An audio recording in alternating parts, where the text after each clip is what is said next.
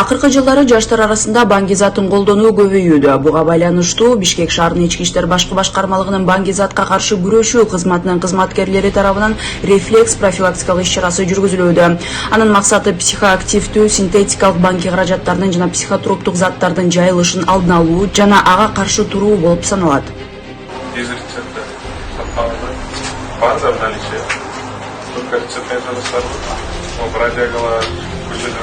Молодежь балдарына, өспірім балдарына ошолор боюнча эскертүү берип атабыз.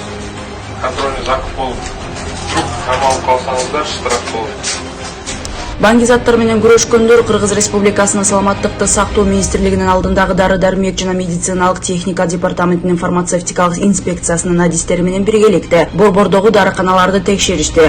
Аларда иштеген кызматкерлер атап айтканда фармацевттер менен профилактикалык баарлашуу өткөрүштү. Анда дарыгердин расмий түрдө рецептсиз дары-дармектерди жана курамында психотроптук заттар, баңгизаттары бар дарыларды сатууга болбойт деп түшүндүрүлгөн.